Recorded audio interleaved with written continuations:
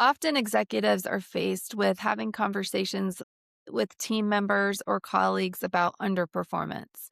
And if someone is not meeting the standard of work that you are expecting, then those types of reviews can feel uncomfortable, especially for certain personality types.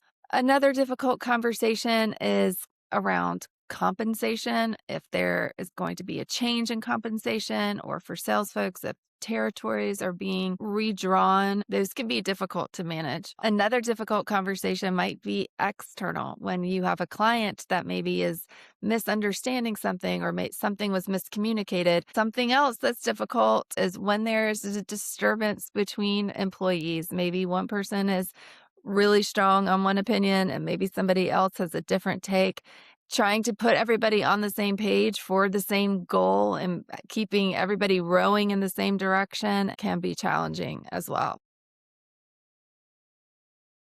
Oftentimes we aren't prepared for a difficult conversation that's coming. Sometimes these difficult conversations bubble to the surface. Maybe somebody comes in with a piece of information, or a fire appears that you're now needing to solve. And I believe the most important thing to become prepared in those moments is to take time. Everything's situational unless there's truly going to be physical harm involved. It's okay to take a moment, to take a 5-minute clarity break and get your mind clear, and then address the issue at hand. I always go back to the other side of communication, which is listening. When things are emotionally charged and folks have a different paradigm when looking at a situation, or there's a conflict within the workplace, really giving space to each individual to be heard, not just to respond or try to convince them that your view is the right view, but to really understand. And as a leader, we must listen to everyone and then make the best decision for the greater good of the company. But that listening piece is so key. And then the beautiful impact of that is everyone at least feels that they had a chance to share, that they had a chance to explain whatever the situation may be, and that the leader took everything into consideration. And that's going to create a much better culture, versus a dictatorship where somebody and leadership just comes in and drops the hammer and doesn't listen to anyone and just comes and reacts out of emotion. First of all, every conversation and communication is very situational, but just taking the example of an underperforming employee, and you sit down and you develop a plan, and maybe that was a difficult conversation because maybe they're defensive, or maybe there's other things happening in their life.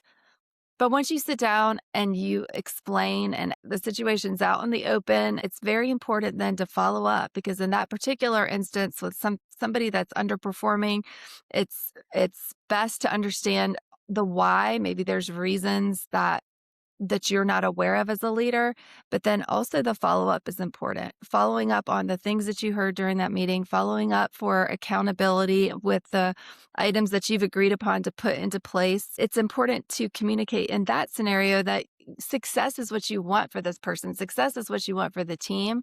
And putting that support in place allows the best chance for that person to improve. In the example of as a leader, you have an underperforming employee and you've had the difficult conversation, you've said the hard things about what you're seeing from your side. Again, giving them a chance to explain or uncover something that maybe you didn't realize before is all important. And clarity is also king. In these moments where high emotions are involved, we must be very clear with what the expectation is, what the problem is in the first place, and how it's impacting not only the employee, but those around, and setting those clear expectations and then following up with accountability is the path to success. If you come back again and things aren't changing after you've given the tools, after you're certain you've been clear, you might then need to have another difficult conversation, and maybe it's just not going to be a good fit. I believe with any difficult conversation, it's very likely that emotions are heightened. Take that clarity break and become very clear about what your message needs to be, making sure everyone is super crystal clear on the expectation and the accountability will yield a better result. In those moments where we're upset or people around us are upset, either with each other or with the situation, and emotions are high, language is everything. And tone really comes into play as well. There is an old proverb that says, a soft answer turns away wrath. So there's absolutely a correct way to respond. If you respond and match someone's intensity or their anger, then that's fuel on the fire. If you can remain calm as a leader and respond in a respectful way that's non-accusatory, but is there to support and to understand or to get a clear message across, then you're going to get further faster with resolving the issue. Generally speaking, when we have a difficult conversation that we're entering into, not using accusatory language like, you did this, I heard this, what happened with this. If someone feels like you're using inflammatory language and accusatory language, maybe before they've had an opportunity to share their view or share their side of the story, giving space and using language that involves we and us, especially when you move towards solving the issue, is a much better approach.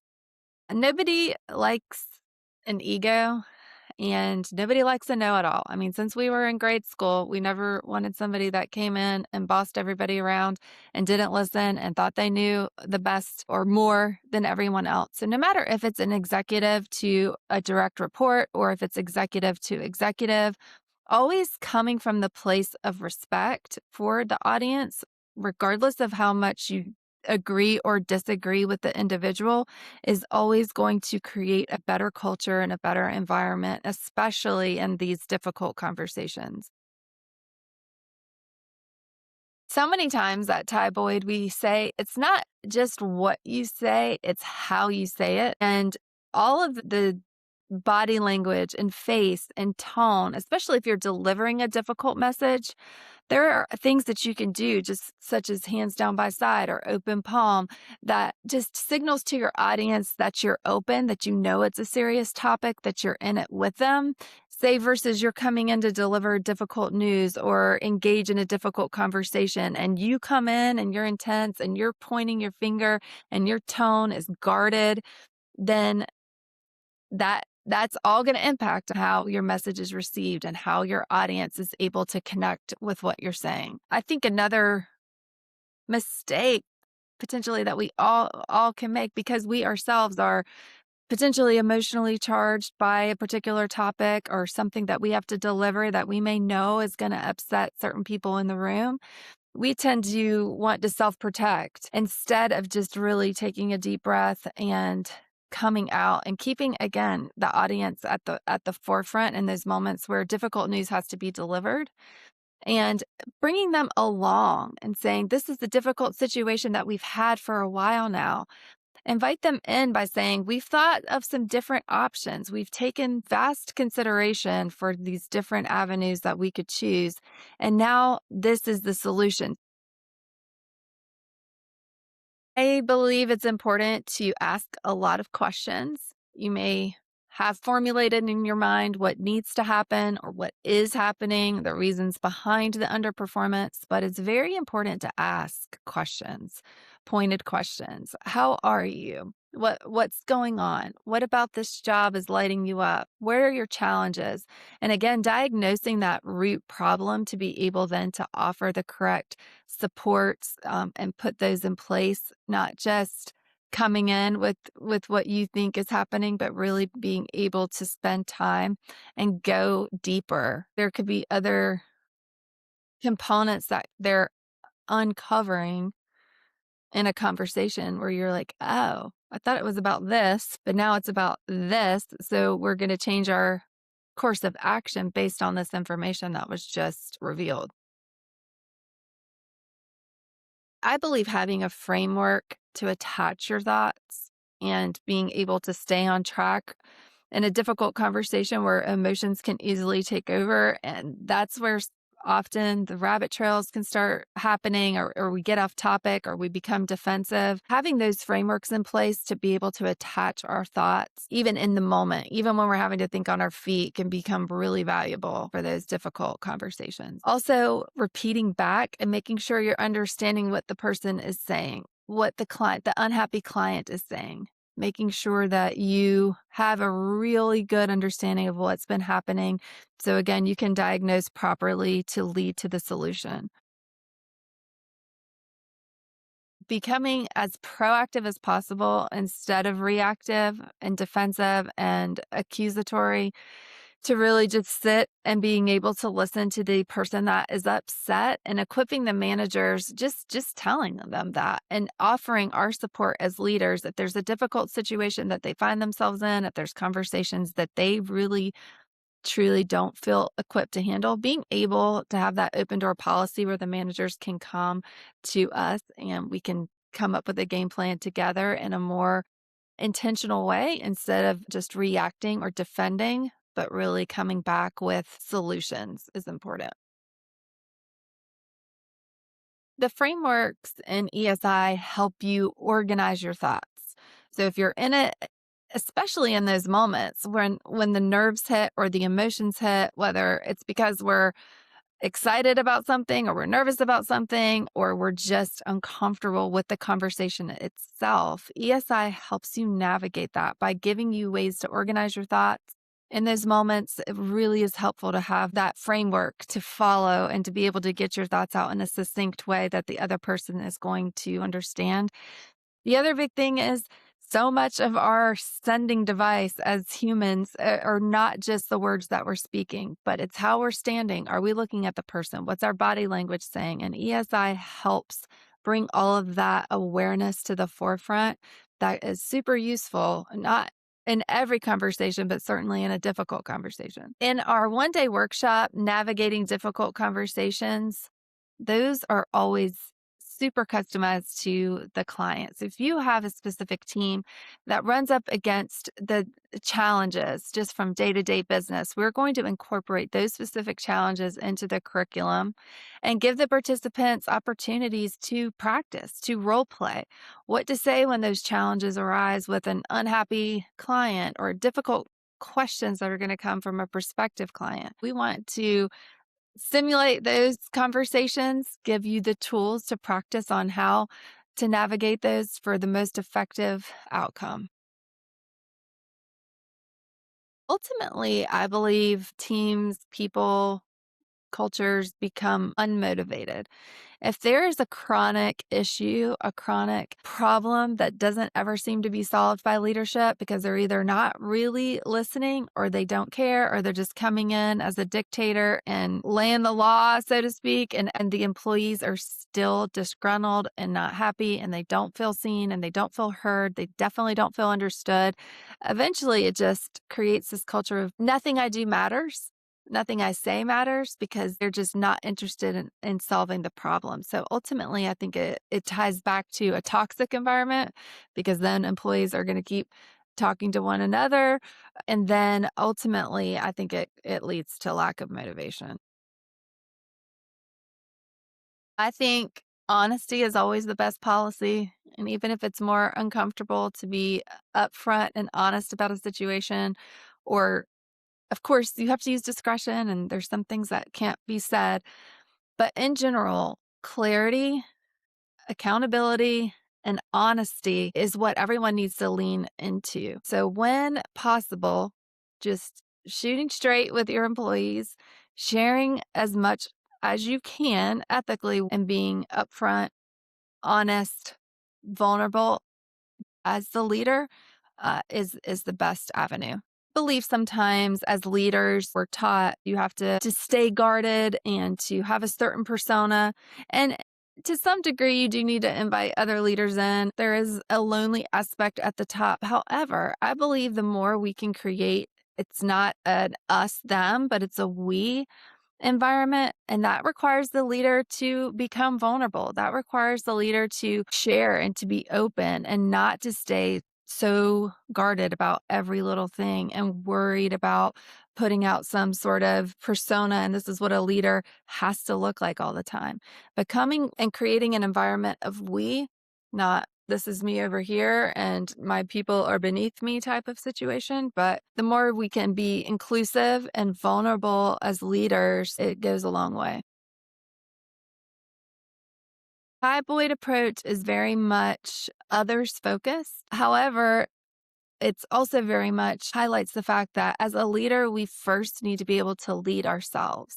We first need to be aware of our communication and how it's impacting those around us, how we can become better, not just for the sake of being better, but for the sake of others and for the sake of connecting with our teams and ultimately motivating them and getting the best out of others. So the typoid approach really says, okay, we have to take a look at ourselves first in leadership. We have to lead ourselves well. We have to identify those areas that we can improve and make adjustments based on what we're seeing and others' feedback. So I think creating a coaching culture and as a leader, also identifying that none of us have arrived. We have room to improve, and then having that attitude and that posture cascade down through your team is something that the Tyboid approach really embraces, and that is really effective with our clients. The encouragement to have the difficult conversation is as difficult as some of those conversations are that we all face. Not having them is equally as difficult.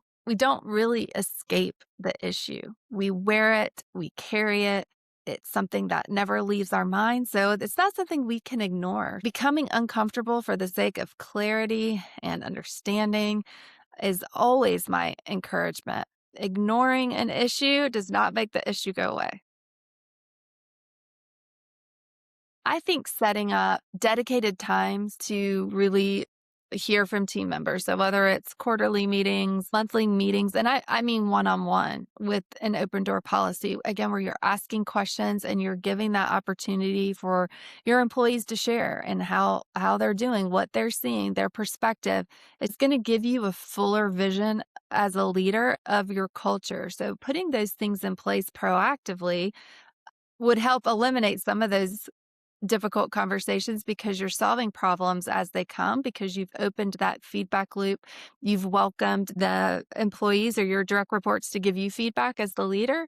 And being open to that is important as well. Being proactive in setting those times aside where you're establishing that rapport with your direct report, where you're really intentional about saying, I'm going to be checking in with you. I want you to give me feedback. I want to know how I can improve as your leader. There's that vulnerability piece and willingness to always improve as their leader, but then also share the areas that they need to improve in. So you're opening that feedback in an intentional way proactively. And then understanding that things might come up and that you've already established that relationship. So then when something goes sideways or something is becoming more inflammatory, you have that relationship to build off of. Is a much stronger way to build the culture.